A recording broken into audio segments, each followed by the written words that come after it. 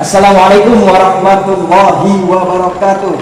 Waalaikumsalam warahmatullahi wabarakatuh. Ya, alhamdulillahirobbilalamin. Teman-teman sekalian, rekan-rekan sekalian, para sahabat lagi muda bicara, pada kesempatan malam hari ini, alhamdulillah kita masih bisa dipertemukan kembali, masih bisa diperjumpakan kembali, tentunya dalam diskusi-diskusi ringan yang memang insya Allah akan selalu rutin kita coba agendakan untuk memperdalam, memperkuat dan meningkatkan hasanah kapasitas keilmuan kita, kapasitas pengembangan diri kita dengan beberapa tokoh-tokoh yang selalu kita hadirkan rutin pada setiap malam ini, pada malam Jumat kali ini. Dan pada kesempatan malam hari ini kebetulan saya yang biasanya ditemani sama ada teman saya Cak Ebi, kebetulan beliau lagi berhalangan hadir. Cuman yang kemudian saya ingin coba sampaikan kepada para hadirin sekalian adalah saya kedatangan tamu yang sangat luar biasa. Beliau adalah seorang mentor. Wah, sudah ada di sebelah saya ini. Oh iya, sebentar. Oke, ya. Sip. Maaf tadi ada sedikit kesalahan teknis ya. Nah, baik. Rekan-rekan sekalian yang saya banggakan dan selalu insya Allah kita sama-sama selalu dimuliakan oleh Allah Subhanahu Wa Taala. Pada kesempatan malam hari ini, karena memang kebetulan saya yang biasanya rekan saya, Mas Ebi ini berhalangan hadir, ya nggak apa-apa. Cuman pada kesempatan malam hari ini saya kedatangan tamu yang sangat luar biasa sekali. Beliau mau seorang mentor dalam sektor bisnis ya. Wah, luar biasa. Saya merasa terhormat sekali bisa mendampingi beliau untuk bisa sharing-sharing pada kesempatan malam hari ini. Kita bisa beli aplaus terlebih dahulu buat Mas Anto Wiono, luar biasa. Ya, terima kasih. Selamat datang Mas Anto Wiono. Wah, luar biasa. Alhamdulillah. Tentunya kita masih tetap dalam keadaan sehat semuanya. Alhamdulillah sehat ya Mas Anto ya. Alhamdulillah sehat. Alhamdulillah. Ini tadi dari rumah Mas Anto? Ya, dari rumah. Kebetulan besok kan mau keluar kota, jadi Insya Allah menyampaikan hadir. Ya, luar biasa. Sekali lagi bisa beri aplausnya terlebih dahulu buat Mas Anto Wiono. Terima kasih buat teman-teman kru yang masih stay di sini selalu senantiasa. Ya, luar biasa. Oke, pada kesempatan malam hari ini untuk lebih tahu lebih detailnya lagi, ini Mas Anto Wiono ini adalah seorang mentor. Beliau adalah mentor Google atau mungkin bisa disebut juga fasilitator ya Mas ya? Fasilitator dalam Google Gapura Digital. Wah, ini timnya Google dalam hal untuk pengembangan bisnis UKM ya, UMKM ya. Nah, ini untuk lebih detailnya lagi saya ada sedikit cuplikan ya, mungkin juga cuplikan yang terkait Mas Anto ini sendiri. Kita bisa lihat sedikit cuplikan untuk mengetahui siapa sih sebenarnya Mas Anto Wiono ini. Berikut, silakan. pada waktu itu berpikir bagaimana caranya saya bisa bersaing dengan orang-orang di kota, sementara mereka orang-orang kota pendidikannya tinggi. Dan saya pada waktu mengawal ini semua tidak ada modal sama sekali, hanya ada ide. Nama saya Anto Wiono, saya punya usaha cuci sepatu, tas, dan helm dengan nama Animo di Surabaya. Banyak sekali brosur-brosur yang saya berikan kepada orang, ternyata dibuang sia-sia. Ada yang dipakai buat tempat duduk, kipas-kipas, ada yang dipakai buat bungkus kacang, gitu. Pada waktu pertama mendirikan bisnis ini, waktu itu hampir bersamaan sih dengan adanya event Google Gapura Digital. Ternyata begitu saya pakai materi-materi dari mereka, saya praktekkan dalam bisnis saya, itu sangat membantu. Kalau orang cari di Google, cuci sepatu Surabaya, nanti munculnya Animo. Baik itu di listingan, Google Map, Google Business, maupun di iklan berbayarnya. Berfungsi untuk menaikkan omset, mendatangkan pelanggan. Pada waktu orang kita kasih brosur tidak mau, ya kita harus kejar mereka di media digital. Brosur kita harus masukkan ke dalam handphone. Jangan sampai kegagalan ini terulang lagi. Ada orang yang mau buka usaha itu harus pinjam uang dulu ke bank, siapkan konsep bisnisnya, sewa ruko, sewa gudang, kemudian buka tokonya opening, kemudian duduk diam berdoa gitu. Nah, itu sudah nggak zamannya lagi.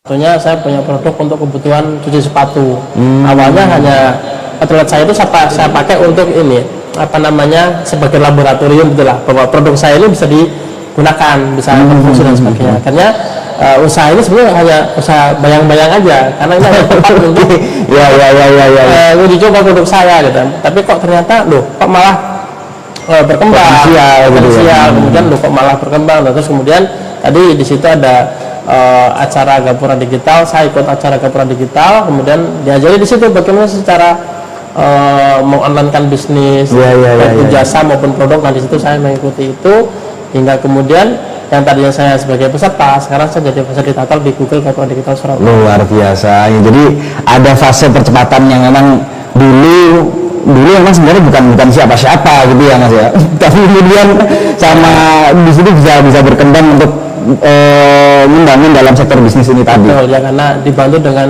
media digital tadi. Ya, oke. Di sini kemudian kalau memang tadi kita bicara mengenai tadi mungkin kita nggak hanya sekedar ngomongin masalah bisnis jasa, dan kalau kita ngomongin bisnis itu kan tidak hanya sekedar ngomongin dalam sektor jasa juga ya Mas ya. Pastinya juga ada produk dan kemudian macam-macam lainnya ya.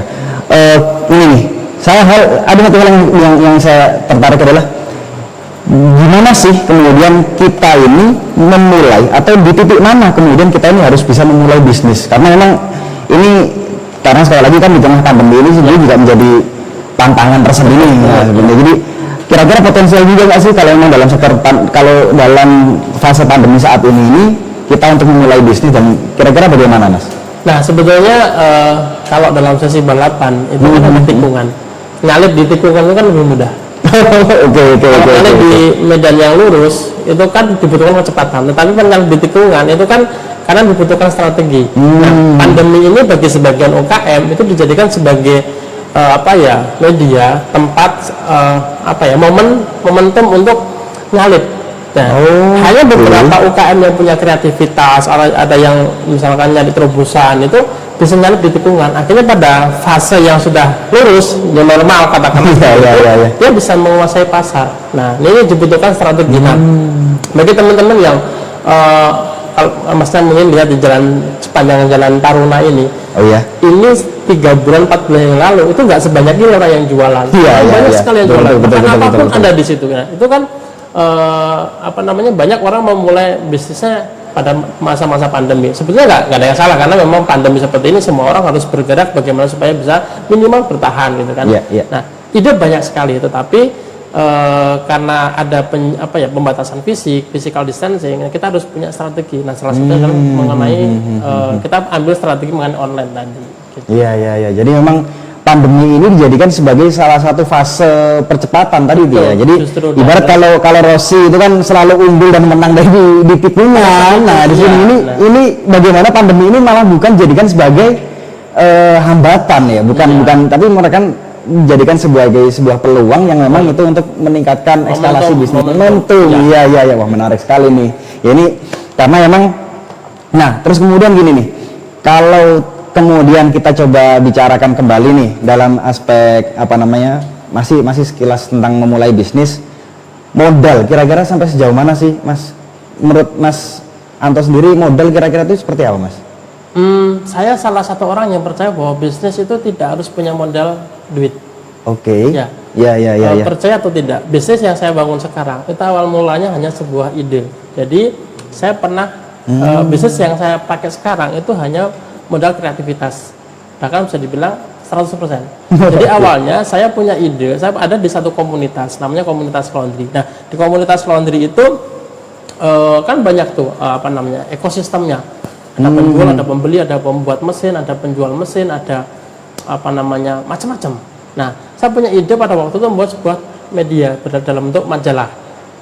Saya bikin sebuah majalah, kemudian di sini semua masih di sini, masih hanya sebatas ide. Sebatas ide ya. Karena saya punya pengalaman bekerja di sebuah media kan. Saya tahu bagaimana cara membuatnya, saya tahu bagaimana cara memasarkannya, saya tahu bagaimana cara menghubungi iklan dan sebagainya. Akhirnya saya kumpulkan ide itu. Kebetulan saya juga bisa desain grafis, kebetulan saya juga bisa jurnalistik. Saya kumpulkan idenya, saya buatlah sebuah konsep. Saya buat sebuah konsep, kemudian konsep itu saya tawarkan kepada komunitas tadi. Di komunitas itu kan ada pembacanya, ada pengiklannya, ada. Nah, sementara saya sudah menghubungi pihak percetakan, saya sudah menyusun daftar orang yang harus saya wawancari. Nah, dari ide itu pun terjual dan saya bisa mengumpulkan modal. Jadi semuanya di situ. Barulah setelah itu berjalan sampai sekarang. Jadi bisa dibilang kalau orang punya kreativitas itu kan nggak ada batasannya. Betul. Bahkan orang yang punya kreativitas itu seperti kelapa tua, itu mau digantung, mau ditaruh, mau dilempar, mau ditendang di tengah laut pun tumbuh. Nggak mungkin dia mati. Bahkan digantung aja dia bisa tumbuh kan. Jadi tunas kan itu. Nah, orang yang punya kreativitas seperti itu. Saya selalu percaya bahwa bisnis tidak harus punya modal duit. Punya kreativitas itu sebuah modal. Jadi ini yang juga mungkin perlu harus kita coba pahami, bahwa kecenderungan karena memang masyarakat itu bahkan mungkin mayoritas secara keseluruhan kita semua memahami bahwa yang namanya modal itu tentang bicara masalah pendanaan, uang gitu. Padahal kalau kita bicara mengenai modal kan nggak hanya sekedar uang saja ya. Mungkin kalau kita coba bisa bedah lagi, modal itu selain modal kreativitas tadi itu, modal sosial itu kira-kira penting juga nggak sih Mas? Atau kira-kira bagaimana?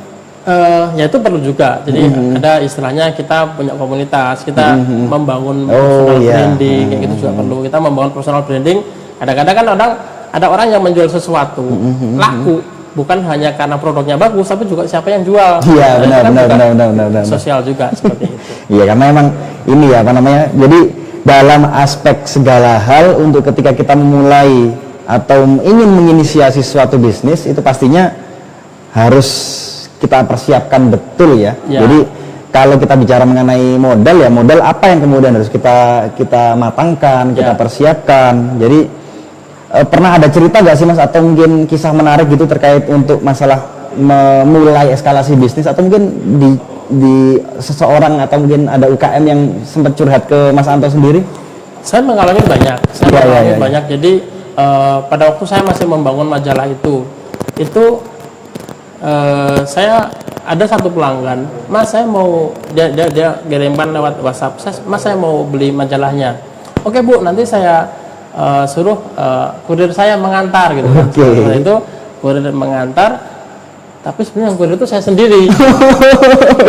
Mengantar, kemudian sampai di tempatnya saya nggak buka helm, saya masih pakai masker, masih pakai jaket, mengantar, Bu nganterin majalah. Oh iya terima kasih. Nanti pembayarannya saya bilang sama Mas Anto, ya oke siap Bu, makasih. Padahal itu Mas Anto sendiri. Iya, jeda 1 jam, kemudian orangnya, Mas makasih tadi kurirnya sudah datang gitu kan. Oke gitu. Nah itu saya lakukan beberapa kali, sampai akhirnya di komunitas itu saya muncul, orang itu bertanya-tanya, loh ini Mas Anto? Iya. Mas kan yang dulu ngirim majalah itu kan? Iya. Memang kenapa? Nah dulu kok Mas menyamar menjadi kurir? Ya dulu seperti itu gitu. Dan saya membangun itu semuanya dari kos-kosan, dari kamar kos. Jadi dulu saya pernah bekerja di satu perusahaan. Jadi siang saya bekerja, malamnya saya mikir gimana caranya saya punya bisnis sendiri kan gitu. Saya mikir bagaimana punya bisnis sendiri. Akhirnya ide ini saya terjemahkan dalam bentuk bisnis kecil-kecilan. Jadi kalau siang saya kerja di perusahaan, kalau malamnya saya ngedit, saya ngetik wawancara. Banting tulang ya. Betul. Selama 1 bulan full. Sampai akhirnya saya sudah bisa resign, saya baru pindah ke Wagi ini. Oh iya, jadi memang ada satu hal terkait masalah ketika kita ingin memulai eskalasi bisnis, ya semangat, terus kemudian tadi kalau saya lihat dari perjuangannya Mas Anto sendiri itu ya memang ternyata banting tulang juga menjadi satu hal yang cukup penting. Dan saya juga. rasa itu dirasakan, dilakukan atau dialami oleh semua orang kok. Orang yang sukses, orang yang sekarang kelihatannya gemerlap, kelihatannya mewah gitu, mereka juga pernah mengalami. Jadi mereka nggak curhat.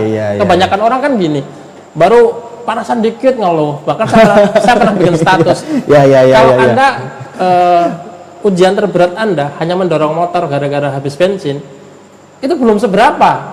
Mendorong motor wah masih banyak lagi ujian-ujian yang perlu dilewati. Banyak orang yang mengeluh hanya hal-hal yang sepele gitu kan, kayak gitu. Mungkin terkadang kita harus kemudian melihat ke bawah lah untuk memulai sesuatu. Tidak kemudian wah iki wong wis keren rek, iki wong iki wis sukses. Padahal dulunya nggak tahu di belakangnya kayak gimana kan. Dan saya ada di komunitas, di mana komunitas ini saya bisa katakan saya pernah lihat orang itu dulu waktu zaman susahnya. Waktu dia masih banting-bantingan harga, waktu dia masih suka kemana-mana pakai motor, sekarang mereka pada sukses. Saya tahu seperti apa, saya tahu perjalanannya, sehingga teman-teman di komunitas saya itu mendorong saya, oh dia aja bisa, berarti saya juga bisa. Karena makanya juga nasi, saya juga nasi. Dia motornya juga pakai bensin, motor saya juga pakai bensin. Akhirnya saya pikir, lah berarti kalau orang-orang seperti itu aja bisa, saya juga pasti bisa. Iya. Jadi lingkungan juga menjadi salah satu hal yang memperkuat gitu ya. Siapa orang di sekeliling Anda sekarang itu menentukan masa depan 5 tahun. Luar biasa. Ini quotes ini ya, dicatat teman-teman. Tadi lingkungan gimana tadi? Ya, siapa yang berada di sekitaran Anda, lingkaran Anda tahun ini itu mempengaruhi kehidupan Anda 5 tahun ke depan. Jadi memang kita harus cerdas dan cermat untuk kemudian menjaga lingkungan kita. Ketika lingkungan itu positif dan produktif, kita harus tetap bisa benar-benar jaga ya Mas ya. Cuman kalau memang ternyata kita berada dalam lingkungan yang agak sedikit kurang mampu untuk meningkatkan kapasitas kita, ya di situ kita harus memberikan atau mungkin jangan-jangan kita bisa nggak sih menciptakan lingkungan itu sendiri? Bisa kan? Bisa, ya. Ciptakan lingkungan itu kan bisa kita ciptakan, komunitas itu kan bisa kita buat sendiri. Artinya apapun kita bisa menempatkan diri kita di mana kayak gitu kan. Kita bikin apa ya, suasananya seperti apa itu kan kita bisa bikin. Iya, karena kan memang kalau di Al-Qur'an sendiri itu kan ceritanya innallaha la yughayyiru ma biqaumin hatta yughayyiru ma bi anfusihim kan ya. Jadi memang sesungguhnya lingkungan atau perkembangan suatu kaum itu kan ditentukan oleh kita sendiri yang kemudian mengembangkan. Ya luar biasa, super sekali. Nah, oke, next selanjutnya, ketika memang tadi kita udah ngomongin nih masalah sektor ini memulai eskalasi bisnis, memulai untuk startup ya, memulai bisnis, merintis bisnis. Nah, sekarang kemudian kita harus bicara juga sebenarnya kalau saya misalnya kadang-kadang kan gini, wah aku sajane gak duwe passion gini bisnis. Saya nggak suka deh masalah bisnis, hitung-hitungan terus itu kira-kira ada pesan nggak sih Mas terkait bahwa kenapa sih kita harus memulai bisnis dan bahwa sesungguhnya bisnis itu ternyata cukup penting untuk dalam kehidupan kita? Bisnis itu jangan berdasarkan passion, jangan berdasarkan passion, tapi berdasarkan demand. Jadi ada kalanya misalnya gini, demand sekarang apa? Apa sih demand sekarang yang dicari banyak orang tuh apa? Yang laku tuh apa? Tapi kita nggak suka, terus nggak dijalanin. Terus kemudian saya suka ini bagus ini, hobi saya ini. Hobi itu belum tentu menghasilkan. Meskipun ada yang hobi yang menghasilkan. Ya, yang nyambi ya Mas ya. Betul, bisnis jangan berdasarkan passion tapi berdasarkan demand. Gitu. Jadi itu penting. Banyak orang yang punya barang sesuatu, dia punya idealisme, kemudian dia ciptakan sebuah usaha dan asumsinya ini akan berhasil. Nah, asumsinya akan berhasil sehingga dia begitu getolnya mengurus bisnis ini. Padahal demand nggak ada. Iya. Demand nggak ada. Nah, sementara saya pernah membaca di satu tempat, asumsi itu membunuh. Asumsi itu membunuh. Waduh, jadi ini menarik. Bukan cuma rokok. Ya. Asumsi itu membunuh. Artinya jangan pernah membuat sesuatu berdasarkan asumsi. Validasi dulu marketnya. Periksa dulu data di pasar seperti apa. Jangan bikin asumsi, wah ini nanti bakal koyoke ini. Tapi belum tentu, itu asumsi. Validasi dulu marketnya seperti apa, kemudian ada nggak demand di sana. Kalau nggak, kita sudah risetnya juga pakai asumsi, lama-lama udah banyak modal keluar, zonk. Itu banyak dilakukan oleh orang-orang yang itu tadi mengedepankan passion ketimbang demand. Iya. Jadi memang demand yang kemudian dimaksud di sini adalah apa yang kemudian ada di masyarakat, Mas. Betul, yang dibutuhkan masyarakat. Yang dibutuhkan masyarakat. Bisa nggak sih masyarakat yang memang di sekitar kita saja, lingkungan kita sehari-hari saja, itu kira-kira bisa nggak, Mas? Atau kita memang harus melihat masyarakat secara luas, secara umum, misalkan ataukah konteksnya regional atau kemudian peluang itu kan bisa dibikin kan, bisa dibuat. Kemudian selain bisa dibuat, kita bisa melihat peluang. Ini ada peluang apa gitu kan? Bayangkan dulu itu tidak ada, maaf saya sebut suatu merek ya. Dulu nggak ada Adem Sari, dulu nggak ada Molto. Dulu orang habis nyuci ya sudah dijemur aja. Sekarang kasih softener. Iya, iya. Dan itu menjadi kebutuhan ya. Iya, jadi need kan sekarang. Dulu kan mereka bikin, siapa yang bikin pertama kan? Sekarang ada seperti larutan penyegar. Dulu kalau orang sariawan ya sudah dikasih apa sekedarnya kasih obat gomen. Sirih. Iya. Bahkan kalau bapak saya kalau saya sariawan dulu dikasih roti sisir itu kan ada menteganya tuh. Iya, diolesin mentega bisa sembuh. Saya nggak tahu dari mana asalnya. Iya. Tapi sebetulnya karena menteganya itu kan mengandung minyak, itu kan menghalau air kan, sehingga kan nggak perih. Itu kan sugesti. Tapi sekarang kan ada larutan penyegar macam-macam. Dulu kan nggak ada. Itu orang yang bikin larutan penyegar, orang yang bikin obat nyuci istilahnya. Kalau softener itu kan obat nyuci ya. Kan dulu kan nggak ada, sekarang ada, dan itu jadi kebutuhan. Nah orang-orang seperti itu perlu dimunculkan. Dan sebetulnya di sekitar kita itu juga banyak peluang. Hanya saja kadang-kadang orang nggak paham atau disepelekan bahwa paling juga nggak laku. Itu asumsi lagi seperti itu. Iya, saya pernah mendengar gini. Bahwa edukasi kepada masyarakat itu penting terkait masalah produk kita. Kira-kira benar nggak sih, Mas? Edukasi betul, apalagi di bidang marketing. Seorang marketing itu harus menjadi konsultan atas produk tersebut. Nah, edukasi itu kan salah satu proses bagaimana bisa memindahkan manfaat dari produk. Kita menjual produk itu kan menjual manfaat. Nah, edukasi itu kan penting. Bagaimana bisa memindahkan manfaat ini kepada si pelanggan. Nah, kita membutuhkan edukasi. Nah, salah satunya butuhkannya orang marketing, karena marketing itu sejatinya kan konsultan atas produk. Nah, dia tugasnya mengedukasi masyarakat, mengedukasi pelanggan supaya dia ada dia paham dengan produk dan sebagainya. Iya, karena kan tadi kalau memang tadi sempat diceritakan dulu yang asal mulanya softener itu tidak menjadi kebutuhan, terus kemudian itu kan juga saya rasa masyarakat sendiri pun teredukasi mengenai aspek softener. Betul. Softener termasuk sendiri, bisnis saya punya usaha cuci sepatu. Dulu kita nyuci sepatu kan kalau minggu pagi ibu kita nyuci sepatu kemudian dijajar di depan pintu kan. Iya. Kayak gitu kan. Dan ternyata nyucinya salah. Jadi dulu sepatu saya itu rusak bukan gara-gara saya jumpalitan, tapi ternyata memang sabunnya yang salah.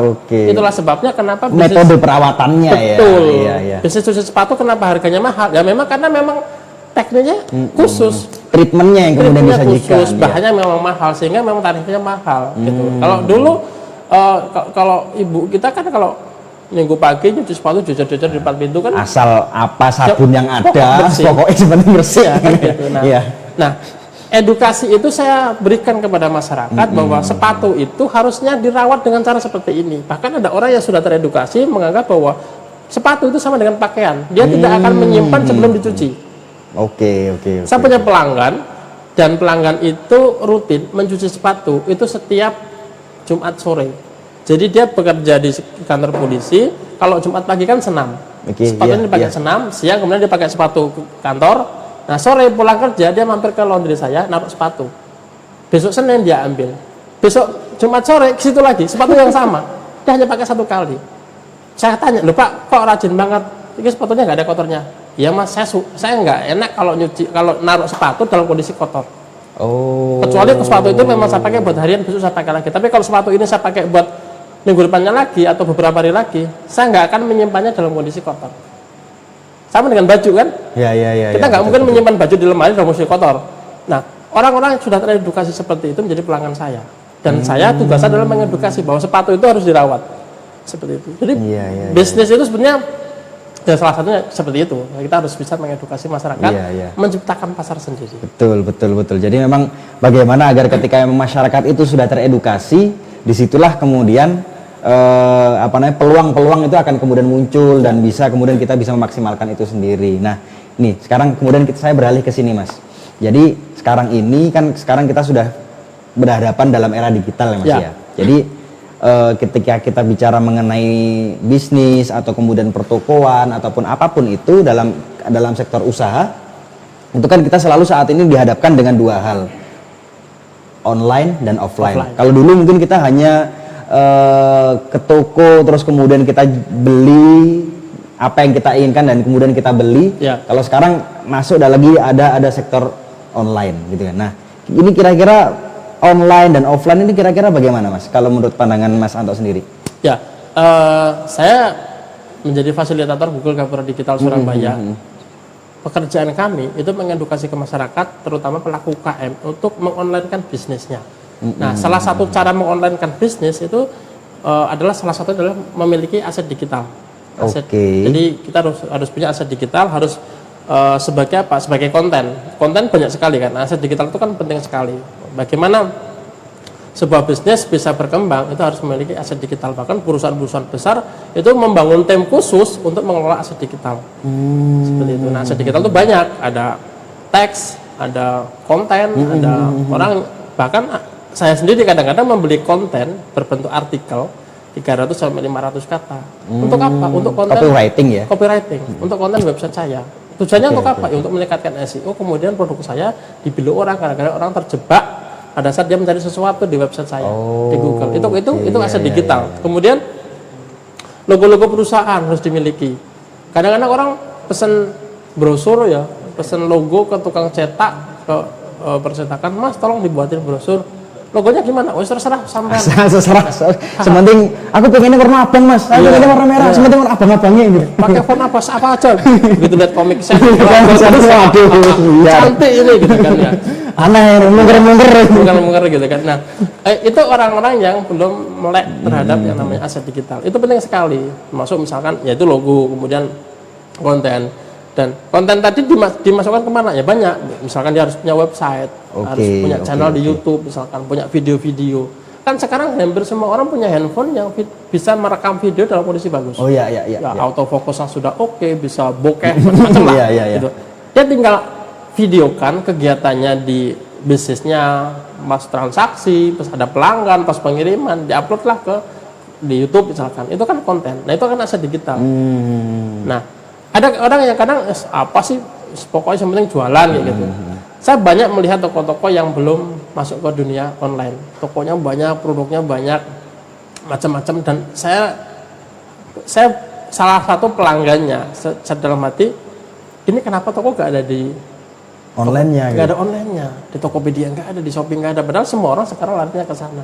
Nah, bagaimana bisa masuk ke pasar online? Ya memiliki aset digital tadi. Di foto, di video, kemudian dibuatkan desain grafis yang baik gitu. Itu aset digital. Karena orang kan sekarang nyarinya di Google semuanya rata-rata. Iya. Tapi sebenarnya online sama offline ini sebenarnya sama nggak sih Mas? Atau terkait dalam hal aspek karena emang gini, ada yang bilang juga bahwa yang namanya online sama offline ini sesungguhnya ya ini sama, cuman bedanya lapak yang kemudian awal mulanya kita pasang di rumah, ini sekarang lapak ini kita geser ke layar gitu, digeser ke apa namanya ke marketplace dan lain sebagainya. Enggak seperti itu. Oh, toko saya, gitu. Saya punya toko online, tapi tidak punya toko fisik. Oh, gitu ya Mas ya? Saya punya toko online dan alhamdulillah setiap hari ada penjualan, nilainya juga lumayan bisa untuk menggaji karyawan. Tetapi saya tidak punya toko fisik. Jadi tidak ada pajangan produk, tidak ada. Ya memang kalau ada orang datang, misalkan janjian Mas, boleh ke kantornya nggak? Boleh, silakan datang. Tapi nggak ada pajangan, nggak ada etalase, karena memang saya nggak punya toko fisik. Semuanya online. Dulu saya pikir itu nonsen. Dulu nggak mungkin. Bahkan saya pertama kali ada orang membeli sesuatu lewat. Ini nih menarik nih. Ya, membeli sesuatu lewat online. Saya heran, kok bisa ya? Itu orang beli di tempat jauh, kemudian nanti kalau ditipu gimana? Gitu. Tapi sekarang saya menjalaninya, bahkan ya karena saya punya toko online, setiap hari kegiatannya ya chatting lewat WA, kemudian lewat Tokopedia, Shopee, macam-macam. Ya karena kan memang kalau kita sekarang bicara mengenai aspek online, sekali lagi yang menjadi tantangan tersendiri itu adalah kepercayaan mengenai ini sih, apa namanya, bener nggak sih terkait penipuan online. Betul. Sendiri kan sampai sekarang ini pun juga sebenarnya masih ada kan Mas terkait hal ini. Ya masih ada, tapi kan lama-lama orang akan teredukasi, kemudian orang sudah mulai aware terhadap hal-hal seperti itu, dan sekarang banyak toko-toko yang omsetnya sudah ratusan juta tapi nggak punya toko fisik. Itu banyak sekali. Saya kan di marketplace itu kan selain sebagai penjual, saya juga buyer kan. Saya beli beberapa produk, beli beberapa kemasan macam-macam itu. Ada orang yang tokonya nggak mau dikunjungi karena memang nggak punya toko. Tetapi omsetnya itu bisa ratusan juta. Banyak seperti itu. Jadi dimanapun ketika kita mau memulai, baik itu di online ataupun offline, itu sebenarnya bisa ya Mas ya? Bisa banget ya, karena Bisa memang banget. peluang yang sekarang ini ada di hadapan kita saat ini pun itu menyediakan itu gitu Mas Betul. ya. Dan keberagaman dari marketplace itu sendiri kan juga sekarang ini kan juga menyediakan tersendiri dalam fitur keamanannya masing-masing kan Mas, Iya. sehingga yang memudahkan kita untuk ya sebagai baik kita sebagai user ya, baik sebagai buyer ataupun maupun sebagai penjual sendiri pun itu bisa untuk mengakses itu dengan aman gitu Nyaman dan nggak perlu takut penipuan, karena kecuali kalau transaksi manual, transaksi Oh, sendiri, iya, transfer iya, sendiri, iya. nah itu kan istilahnya kan risiko ditanggung penumpang kan. Gitu. ya. Oke. Nah, ini nih sekarang nih hal yang kemudian kita coba lihat lagi lebih dalam lagi mengenai, karena kita tadi sudah nyinggung masalah aspek digitalisasi ini ya, usaha ya, dalam sektor usaha juga. Sekarang saya tadi salah satu ancamannya adalah masalah mengenai penipuan dan keamanan ini ya, transaksi. Nah, selain itu juga boleh dikupas lagi nggak sih Mas lebih dalam terkait tantangan dan juga ancaman ketika agar kita di sini nih selaku pelaku usaha dan teman-teman juga yang di sini pelaku usaha juga itu lebih bisa waspada lagi ya, juga lebih bisa tahu juga kira-kira apa yang nanti akan saya hadapi dan apa yang harus saya lakukan untuk mengatasi hal tersebut. Kira-kira gimana Mas? Ya, kalau untuk bayar, untuk membeli, misalkan transaksi online, saya menganjurkan semua transaksi online sebaiknya lewat toko online.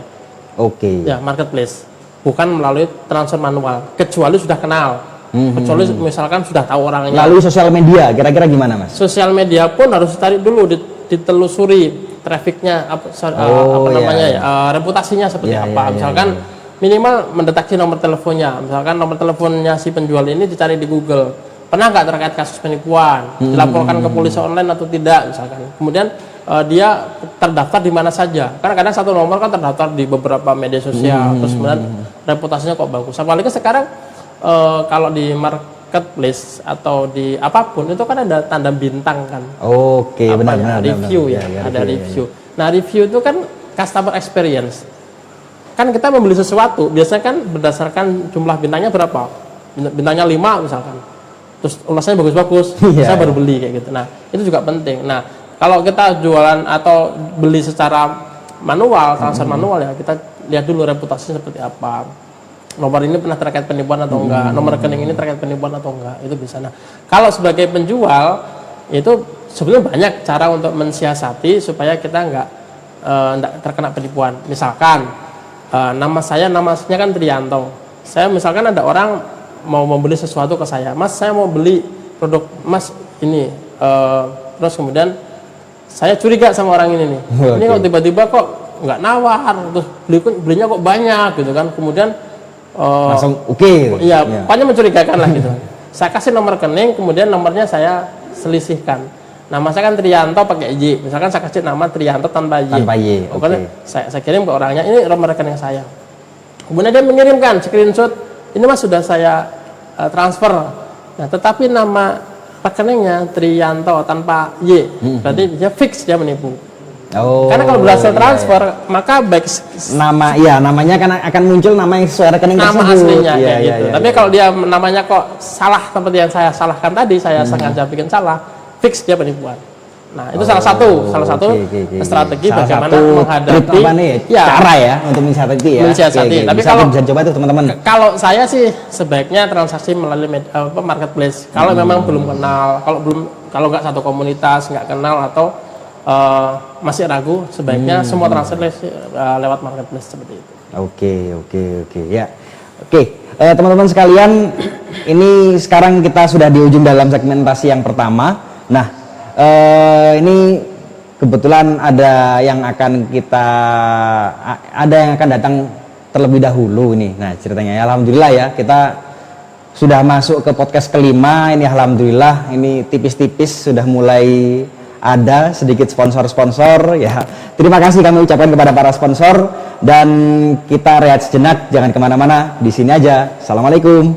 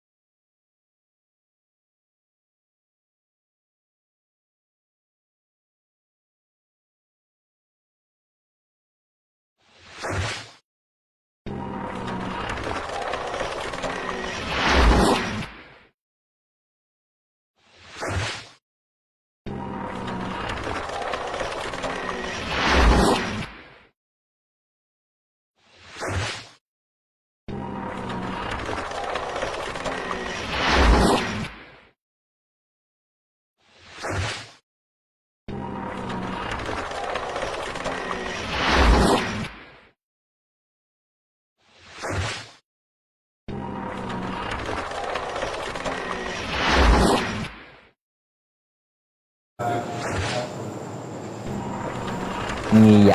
Oke. Assalamualaikum warahmatullahi wabarakatuh. Waalaikumsalam. Ya, kita kembali lagi teman-teman sekalian. Alhamdulillah. Oh ya, yang baru gabung, yang baru sekiranya mungkin yang baru gabung, pada kesempatan malam hari ini kita sedang mendiskusikan tentang topik tentang membangun aset digital bisnis untuk sektor UMKM. Nah, ini nih kebetulan tamu kita di hadapan kita sekarang ini sudah hadir Mas Anto Wiono. Ya, beliau adalah fasilitator dari tim Gapura Digital, tim Google Gapura Digital, Mas ya. Iya. Oke. Nah, dan di sini pada kesempatan malam hari ini Wage Muda Bicara akan mencoba mengulas dan diskusi lagi lebih dalam tentang masalah sektor usaha, bisnis, khususnya mungkin UMKM, dan bisa nanti mungkin sekiranya teman-teman ada yang mau ditanyakan baik melalui yang live di Facebook ataupun yang di YouTube, silakan bisa langsung ditanyakan saja. Oke.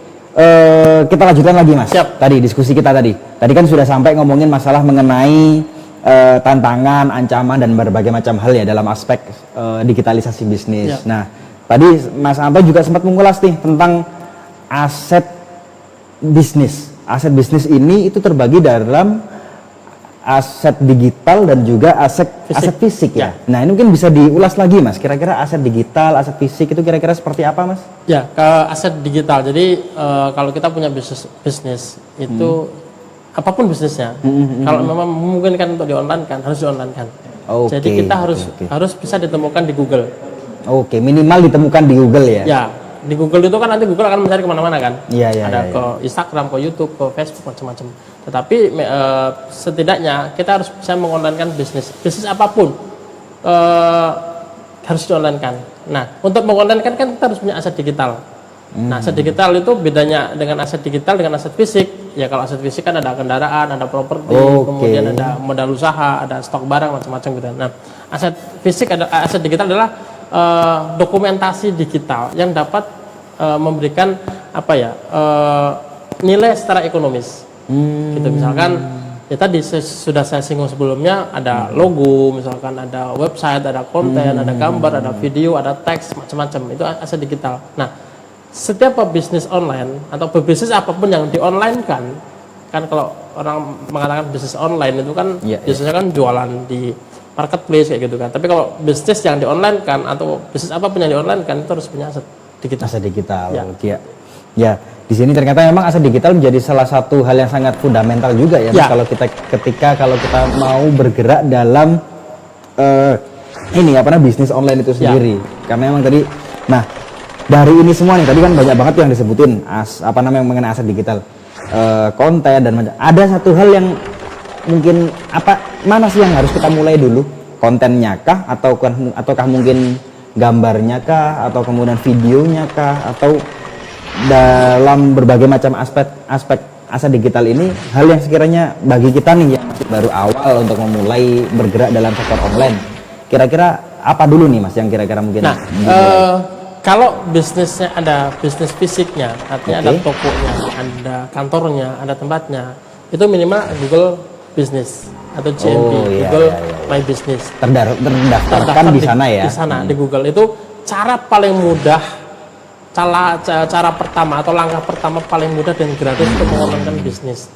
Jadi misalkan orang yang sedang mencari di Google, itu langsung ketemu. Mau nyari laundry, mau nyari tempat makan, warung sate, sudah ada di Google. Itu cara pertama. Itu kan nggak modal apa-apa. Foto ya tinggal cepret, alamat sudah ada di situ. Nah, itu untuk apa? Untuk mempermudah atau melengkapi direktori bisnis yang ada di Google. Jadi Google itu kan punya direktori bisnis kan, namanya Google My Business. Nah, siapa yang bikin Google My Business? Itu ya orangnya Google sendiri atau kita sendiri yang mendaftar. Jadi sebetulnya kita itu kan melengkapi datanya Google. Supaya apa? Supaya Google bisa memberikan juga ya. Betul, itu kan pengumpulan data. Seperti halnya kalau jenengan sedang berkendara, dari mana bisa tahu jalan ini macet atau enggak? Itu kan karena orang di depan kita pakai Android. Orang di depan kita, belakang kita pakai Android. Kalau mereka berhenti bersama-sama, artinya macet kan? Androidnya berhenti semua, GPS-nya mandek semua. Nah, ya sudah, di situ langsung tandanya jadi merah semua. Jadi merah, jadi hitam. Dari mana bisa seperti itu? Karena mereka mengirimkan sinyal terus. Jadi sebetulnya direktori bisnis yang ada di Google itu juga kita saja yang bikin. Kita yang bikin, dikumpulkan. Akhirnya kalau kita buka Google Map kan macam-macam ada semua. Betul. Ada SDI, Chrome, ada masjid, ada warung, ada sate, macam-macam. Nah, kita juga harus bisa mengonlinekan bisnis dengan cara yang paling mudah. Pertama adalah sudah ada bisnis saya di Google. Itu dulu. Pertama seperti itu, barulah kemudian nanti menginjakkan media sosial kayak Facebook, kayak Instagram, kayak YouTube. YouTube juga memulai sebenarnya karena orang berpikir untuk menjadi YouTuber itu harus bisa, hai guys, harus seperti itu. Bahkan ada banyak orang YouTuber yang nggak tampak wajahnya. Iya. Hanya suaranya saja, Pak. Bahkan mungkin nggak iklan suara, tapi tangannya enggak. Iya. Bikin tutorial atau apa gitu. Dan sebetulnya nggak harus seperti itu. Ya minimal tadi saya sebutkan, mungkin di video tokonya, transaksi, pas pengiriman, pas packing, atau apapun kegiatan itu diposting di YouTube. Orang kan pada waktu mencari bisnis kita, mencari produk kita, dia kan membaca, melihat atau nonton di YouTube, oh ternyata bisnisnya real ada, oh ternyata tokonya rame, oh ternyata pengunjungnya ada beneran, oh ternyata toko ini beneran. Nah itu salah satu contoh paling simpel. Iya. Dan pastinya juga kalau kita bicara mengenai video, termasuk juga masalah mengenai tadi sempat diulas juga tadi di awal logonya tadi juga, terus kemudian posternya atau sebagainya itu pun juga nggak bisa dibuat secara asal juga ya Mas ya. Ya. Jadi harus dikelola secara profesional, ada ya. konsepnya. Kalau itu nanti sudah kita ngobrol tentang branding kan. Kalau branding kan ada skema warna, ada pemilihan font, pemilihan warna, dan macam-macam. Itu akan jauh. Tetapi kalau untuk memulainya minimal kita satu tadi ada di Google, kemudian video kita tampilkan di YouTube, kemudian kita bikin akun Instagram, akun Facebook. Kalau nggak bisa mengelolanya, yang paling sederhana ya kita upload dulu lah. Sebisanya kita. Sesederhana yang penting rutin untuk mengupload ya. Betul. Nanti lama-lama akan punya ide. Oh, ternyata konten seperti ini kok menarik gitu kan. Orang kan terbiasa karena terbiasa. Iya. Oke, nah ini di sini menarik nih. Jadi kita bisa mulai ini dari suatu hal yang sekiranya itu harus kemudian kita rutinkan ya. Tadi minimal bahkan mungkin ketika kita daftar di Google My Business pun juga harus selalu kita ini juga ya, kita perbaharui terus ya, kita up-nya, bio-nya dan macam-macamnya, termasuk juga video-video. Di sana kan juga kita bisa upload video dan fotonya juga, termasuk juga meminta customer kita untuk memberikan ulasan juga gitu. Bahkan saya punya strategi bagaimana bisa meningkatkan rating, yaitu saya bikin poster, berikan ulasan terbaik Anda dan dapatkan potongan 20%. Wah. Jadi orang bisa. Oke, dan pasti orang langsung kasih bintang 5, ulasannya terbaik, bagus, keren, bagus, murah, cepat, macam-macam lah. Begitu dikirim, di screenshot, Pak, saya klaim diskon 20%. Dan bisa, 20% kan nggak banyak. Artinya kita kan, saya biasanya memang menganggarkan 20%, yaitu untuk diskon promo atau untuk agen. Seperti itu kan ada. Jadi misalkan dia datang ikut promo seperti itu, dan itu biasanya saya kasih info, saya ajarkan ke teman-teman pada waktu saya mengadakan kelas. Ya karena emang juga tadi masalah itu tadi ulasan dan strategi dari yang seperti juga Mas Anto disampaikan, itu juga bisa meningkatkan engagementnya kita juga ya di Google dan di macam-macamnya itu tadi. Kan kalau bintangnya banyak seperti tadi saya sebutkan, semakin banyak bintang orang kan semakin percaya kan, karena sekarang zamannya bukan customer service tapi customer experience. Customer experience ya, ini juga pengalaman menarik nih yang mungkin perlu harus kita simpan benar-benar selaku kita yang teman-teman yang bergelut di dalam sektor usaha. Nah ini customer experience ini juga menjadi salah satu eranya sekarang ini Mas ya. Jadi bukan customer service, memang kita harus bisa memberikan pengalaman tersendiri bagi customer kita ya. Makanya semua aplikasi sekarang ada bintangnya. Mau Gojek, mau Tokopedia, mau Shopee, ada bintangnya semua. Bintang itu untuk apa? Ya itu kan di customer experience. Nah jadi kita harus bagaimana kita bisa memberikan pengalaman terbaik kepada pelanggan. Mau kita bikin SOP sebaik apapun, kalau pelanggannya nggak nyaman, dia akan ngasih bintang 1. Kita bikin sebagus apapun tampilannya, kalau pelanggannya nggak suka, ya udah, sama aja. Gitu. Makanya pengalaman pelanggan atau customer experience itu penting. Ini tadi juga untuk agar jangan sampai tadi yang sempat kita diskusi di awal, asumsi itu kemudian muncul. Ya. Iya. Iya, kan Karena sekarang asumsi itu merusak. Ya. Oke. Nah, dalam hal aspek yang selanjutnya ketika kita sudah ngomongin masalah tadi aset digital, kemudian aset fisik, bicara mengenai strategi membangun aset digital yang secara lebih masif, sistematis lagi. Itu kira-kira seperti apa? Karena memang tadi strategi awal adalah membuat sosial media, membuat Google My Business, terus kemudian sosial medianya. Ada langkah yang lebih advance lagi nggak? Atau langkah yang lebih maju lagi ke depan selanjutnya? Misalkan bikin website. Oke. Bikin website. Nah, website pun sebetulnya banyak yang gratisan. Kita mungkin mau pakai yang gratis dari Google Blogspot misalkan, itu bisa. Atau WordPress Ya WordPress juga bisa. Atau misalkan Google My Business tadi itu di-convert menjadi web. Itu bisa. Oh, gitu. Jadi orang melihat alamat Google My Business kita itu melalui link. Jadi ada linknya sendiri. Jadi di-convert. Nanti ada menunya di Google My Business, ada menu untuk membuat sebuah situs. Itu berbayar nggak? Free ya, bisa ya. Gitu. Jadi misalkan animolaundry.business.site. Nah, domainnya itu ada business.site-nya tadi. Itu punya Google. Oh, jadi .site yang kemudian betul. bukan Sebetulnya kan gini. Profilnya bisnis apalagi bisnis lokal. Profilnya itu kan nama, keterangan, alamat, nomor telepon, jam buka, jam tutup, jalan ya. Kan cuma itu kan. Akses ya. Itu aja kan. Itu kan yang paling dasar. Nah, semua itu ada di Google My Business. Kemudian Google My Business itu begitu dikonvert menjadi sebuah website, sudah tampilannya website. Seperti website biasanya. Iya, menarik. Ada tombol teleponnya, ada alamat, misalkan kita mau ke sana. Dibukanya melalui Google Maps awalnya, begitu diklik pindah ke Google Chrome, begitu diklik tombol alamat, pindah ke Google Maps untuk direction atau rutenya itu. Begitu klik tombol telepon, pindah ke fitur telepon. Ada semua dalam handphone kan ada semua. Iya. Seperti itu. Misalkan ada link yang mengarahnya ke Instagram, ada link yang mengarahnya ke Facebook, sudah lengkap semua. Jadi ketika memang mau nge-share-nya kemana? Betul, sudah ada tombol share-nya, mau di-share kemana. Itu kalau mau yang gratisan. Kalau mau yang berbayar ya kita bisa bikin pakai WordPress macam-macam. Nah, nextnya lagi itu bisa pakai iklan berbayar. Nah, itu lebih expert lagi. Iya, karena memang kalau kita bicara mengenai iklan, karena memang terkadang aku kok gak payu-payu ya, nggak laku-laku ya, langsung seakan-akan ingin langsung melompat untuk kemudian iklan. Apa sih gimana sih caranya buat iklan Facebook, iklan Google ataupun iklan di Instagram gitu ya. Cuman ada satu hal yang luput gitu, ada satu hal yang masih belum terurus gitu dalam hal kontennya itu tadi kan juga bisa jadi bumerang juga nggak sih? Betul. Jadi dalam iklan itu kan ada teknikal sama fundamental.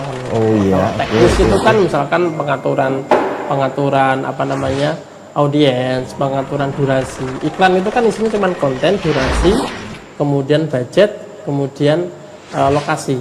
Kemudian itu tadi. Iklan ini isinya apa? Akan ditampilkan kepada siapa? Berada di mana, dalam waktu berapa lama. Iklan kan cuma itu kan isinya kan. Itu kan teknis. Nah, fundamentalnya apa? Ya kontennya. Kadang-kadang tombolnya kurang menarik, call to actionnya kurang menarik, kontennya bertele-tele misalkan, videonya terlalu panjang banget. Iya, nah, itu hal-hal seperti itu berpengaruh juga. Atau mungkin iklannya nggak menarik. Ini iklan lokal tapi baunya seperti baunya iklan yang terlalu nasional sehingga orang berpikir paling ini Jakarta, padahal ini toko sebelah misalkan. Bahkan di sini sate ayam, paling sate ayam varian Sasan yang di Surabaya, ternyata sate ayam sebelah iklan di Facebook misalkan. Nah, misalkan ditambahin lagi biar bagus, sate ayam Wage, ada Wage di sini kan gitu. Tapi kalau cuma sate ayam, orang berpikir ini jauh atau keterangannya nggak jelas. Hal-hal seperti itu penting. Jadi pada waktu kita bikin iklan itu juga diperhatikan. Dimatangkan juga strateginya ya. Apa yang kemudian harus dipersiapkan dan macam-macamnya lagi. Nah, nih tadi mungkin bagi kita yang mungkin masih dalam hal aspek dasar ya, merambah ke dalam aspek usaha digital itu tadi, usaha dalam sektor digital itu tadi, itu kita bisa mengawali melalui sosial media tadi. Ya. Nah, Sekarang bagaimana sih ketika kita ingin mengoptimalisasikan sosial media kita agar sekali lagi sosial media kita meningkat engagementnya, terus kemudian followernya banyak gitu, dan pastinya yang nge-like pun juga akhirnya banyak gitu kan ya. Kira-kira gimana Mas? Apa ya? Bisa menggunakan cara organik, bisa juga dengan menggunakan berbayar. Kalau berbayar kan jelas pakai iklan kan. Iklan itu kan ada Google Ads, ada Facebook Ads, ada Instagram Ads. Nah, bedanya apa sih antara Google Ads dengan Facebook Ads gitu? Saya sering menganalogikan Google Ads ini saya ucapkan sering banget berkali-kali. Google Ads itu seperti bakso mangkal, Facebook Ads itu seperti bakso keliling. Bakso mahal, Mangkal. Oh bakso mangkal. Facebook Ads itu sebagai bakso mangkal. Sorry, kebalik. Oh iya. Google Ads itu bakso mangkal. Bakso mangkal. Facebook Ads itu bakso keliling. Bakso keliling. Oke. Bakso mangkal itu hanya akan dikunjungi orang manakala orang sudah tahu tempatnya atau mencari sesuatu ke situ. Baksonya ada di sini, orang akan datang karena dia tahu dia mencari bakso ke situ. Kalau bakso keliling, kita lagi duduk-duduk di rumah, Kok ada bakso? Nggak butuh bakso, tapi ada bakso. Kadang-kadang ya udah beli bakso aja. Iya, gitu. iya, iya. Atau kadang-kadang jangan bakso ini nggak enak. Atau ya kita lewat aja, toh setiap hari juga lewat gitu kan. Iya. Bakso keliling akan melewati ribuan rumah atau ratusan rumah setiap hari. Padahal di di gerobaknya hanya ada 100 porsi. Tapi dia melewati ratusan rumah atau ribuan orang setiap hari. Tapi bakso mangkal, ya dia punya 100 porsi, ya dia akan dikunjungi oleh 100 orang atau 100 porsi sama. Kenapa? Kan nggak mungkin orang datang hanya lihat-lihat balik lagi. Iya. Karena kalau bakso mangkal, orang dilewati semua seperti itu. Nah, Facebook Ads juga sama. Kalau Facebook Ads itu kan iklan kita bisa menyebar ke ratusan atau ribuan orang, meskipun kita bisa setting dari mulai usianya, kita bisa. Bakso mangkal, bakso keliling kan juga sama. Orang yang jualan bakso nggak mungkin keliling ke tempat-tempat sepi kan? Betul. Ya pasti mencari tempat yang ramai, tempat-tempat yang kira-kira jam segini ada orangnya gitu. Iklan Facebook juga sama, kita bisa edit, kita bisa setting, iklannya hanya menjangkau orang-orang yang ada di sekitar situ, usianya berapa gitu. Tetapi jangkauannya banyak sekali. Tapi kalau Google Ads hanya akan muncul manakala orang mencari. Misalkan saya nyari toko perlengkapan diesel misalkan, ini akan muncul iklannya, toko perlengkapan diesel terdekat di sini apa aja, atau yang beriklan, ya itu kan muncul di situ. Ya seperti bakso mangkal, dicari dulu baru ketemu. Gitu. Iya. Tapi kalau Facebook Ads kadang-kadang nggak nyari, lewat lagi Facebook kan tiba-tiba ada iklan lewat. Kalau tertarik ya beli, kalau enggak ya biarin aja. Lewat aja scroll lagi. Iya. Gitu. Itu kalau menggunakan iklan. Jadi kalau iklan dengan analogi seperti itu untuk memudahkan produk saya ini layaknya diiklankan di mana, di Facebook atau di Google. Meskipun ada produk yang bisa dua-duanya. Iya. Tapi kalau punya produk yang khusus, akan berpikir ini produk saya layaknya iklannya kemana gitu. Wah ini menarik nih. Nah masih seputar ini nih sosial media juga, dan mungkin juga dalam aspek digitalisasi bisnis yang lain. Ada nggak sih hal-hal yang sekiranya harus dihindari bagi para pelaku usaha untuk sektor atau untuk ingin merambah ke dalam dunia online ini sendiri? Kira-kira gimana Mas? Yang perlu dihindari pertama, jangan hanya misalkan kita jualan menggunakan akun pribadi ya, jangan hanya nge-share jualan melulu. Jadi jangan hanya nge-share jualan-jualan terus, belilah gitu. Tapi sesekali nge-share konten, sesekali bikin konten yang menarik gitu. Ada beberapa akun yang di-follow orang gara-gara kontennya, gara-gara viralnya konten. Dia bisa bikin konten bagus, konten yang menarik, bikin terenyuh gitu. Padahal ujung-ujungnya jualan juga. Begitu orang sudah masuk ke situ kan masuk kolam, nah udah dia jualan. Nah karena dia brandingnya sudah kuat, akhirnya ya orang beli gitu. Jadi jangan, yang perlu dihindari adalah jangan terus-terusan jualan-jualan. Yang kedua, tampilkan yang baik-baik saja, jangan menampilkan dapur. Kadang-kadang gini, ada orang saking senangnya apapun diupload. Laundry misalkan, dia punya usaha laundry, dia bikin dia bikin sabun sendiri demi efisiensi. Tetapi Dia bikinnya di dapur, pakai gagang sapu, Waduh. sambil jongkok kayak gitu. Nggak kelamben. Nggak kelamben, berikutnya atas kafe gitu ya. Waduh. Nah, itu sesuatu yang memang menarik buat dia. Lagi-lagi asumsi kan. Iya. Menarik buat dia. Tapi begitu Juga story lucu-lucuan betul, gitu begitu ya. diupload orang, ih cici. Iki apa sih Mas? Kasih satu Kasih tahu orang drenok kono, orang drenok kono. Jorok orangnya kayak gitu. Nah, itu penting. Atau misalkan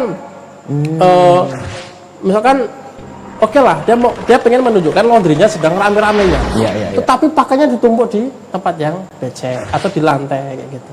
Kan orangnya akan berpikir, saya beli baju mahal, jutaan, tapi ternyata di laundry itu cuma ditaruh di tempat yang seperti itu.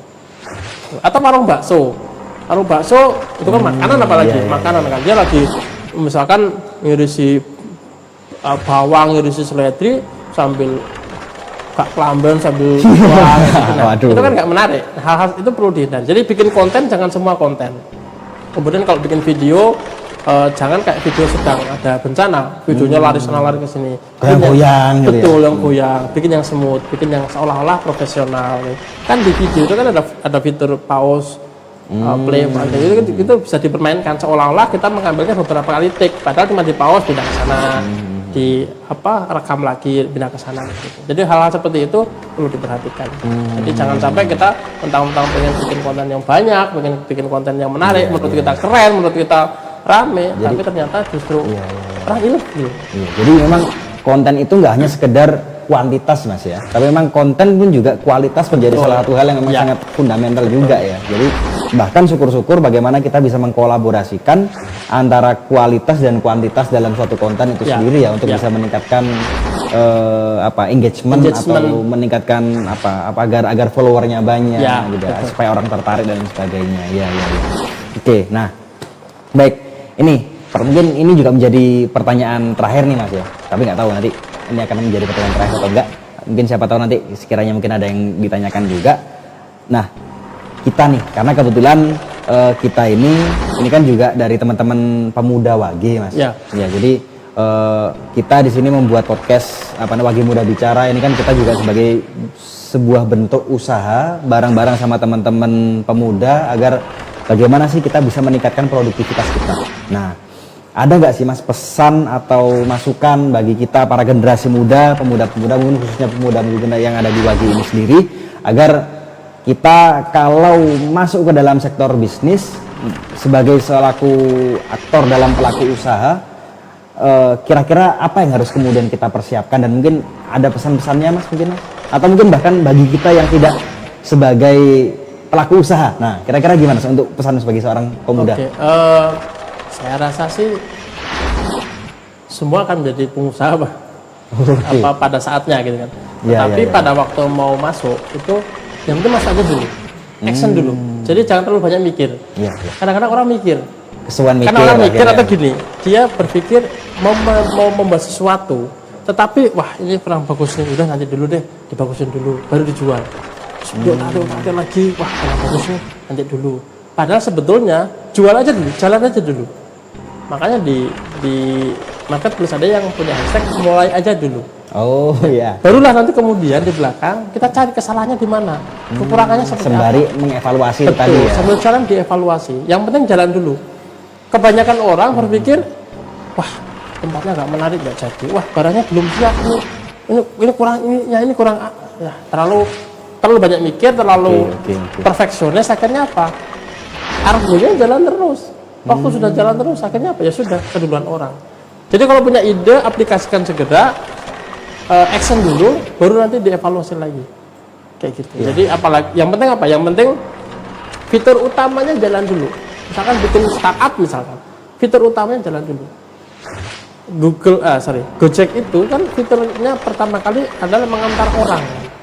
Yang penting sudah bisa dipakai untuk mengantar orang. Kalau perlu mau bikin seperti itu misalkan dengan fiturnya WA, ya udah pakai aja dulu pakai WA. Nggak harus pakai rumit dengan berbagai macam logaritma itu. Yang penting apa? Yang penting ini bisa mengantar orang. Bikin aja dulu. Baru setelah itu diperbaiki. Sambil jalan dievaluasi. Dan tahukah Anda, tidak semua fitur yang ada di aplikasi atau di startup besar itu terpakai. Gojek pernah merilis ada puluhan fitur yang ternyata tidak terpakai. Dan itu banyak sekali. Dan banyak sekali produk-produk yang gagal di luaran sana. Kenapa? Karena pakai asumsi, kemudian ternyata marketnya nggak jalan dan sebagainya. Perusahaan besar aja bisa seperti itu, apalagi kita yang baru mulai. Jadi sebaiknya kalau mau mulai bisnis, jalan dulu, fitur utamanya dijalankan dulu, yang penting ini bisa terjual, apapun. Makanya sekarang di pinggir-pinggir jalan, saya banyak melihat anak-anak muda pakai tulisan 15.000 atau 100.000 dapat 4 macam kayak gitu. Ya nggak apa-apa, begitu aja dulu. Begitu dulu, barulah nanti sedikit-sedikit diperbaiki. Saya banyak melihat teman-teman UKM di sekitaran sini yang tadinya kerja sendiri sama istrinya sambil ngomong anak goreng ayam, bikin sambal gitu. Sekarang istrinya sudah nggak pernah kelihatan, anaknya juga nggak pernah di situ. Bapaknya sudah mulai bisa hanya duduk di meja kasir. Karyawannya jalan semua.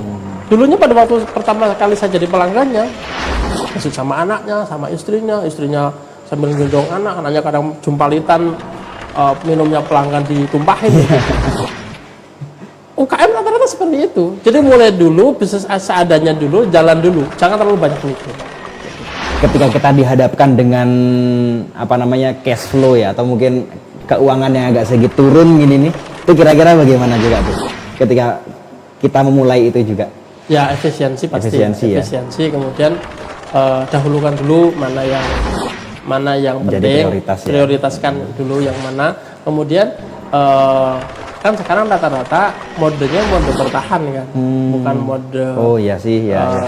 Jangan dulu ngomongin scale up lah, ngomongin scale up. Mungkin oke lah, beberapa produk, beberapa usaha UKM bisa di scale up dalam kondisi pandemi. Bahkan ada beberapa yang memang auto scale up di masa pandemi karena memang produknya dibutuhkan. Gitu. Tapi kalau rata-rata mode bertahan dulu, kemudian efisiensi, mana yang sekiranya nggak perlu dibelanjakan, stop dulu. Misalkan mau nambah alat, mau nambah bahan, kalau kira-kira bahan dan alat ini masih bisa dipakai, ini dulu nggak apa-apa. Maksimalkan dulu yang penting kita bisa melewati pandemi ini. Begitu nanti pandeminya sudah berakhir, ini kan seperti sesuatu yang sudah disumbatkan. Begitu nanti pelanggan kan sudah berdatangan, apapun. Yang paling kelihatan itu pariwisata. Begitu pandeminya sudah berakhir, kita sudah nggak ada corona lagi. Okupansi hotel-hotel dan tempat wisata akan berjubel. Nah itu kan mengimbas kemana-mana. Kita juga UKM seperti itu. Orang yang sekarang masih enggan makan di luar dan sebagainya. Nanti lama-lama begitu pandemi sudah selesai ya semuanya akan keluar dan kita saatnya menangkap. Nah kalau sekarang yang penting kita bertahan dulu. Oke, yang penting apapun yang sekarang ini ada, ya kita mencoba untuk bisa survive. Betul. Dalam kondisi pandemi ini. Dan juga bagi kita yang generasi muda, kita harus selalu untuk produktif dalam melakukan agenda apapun.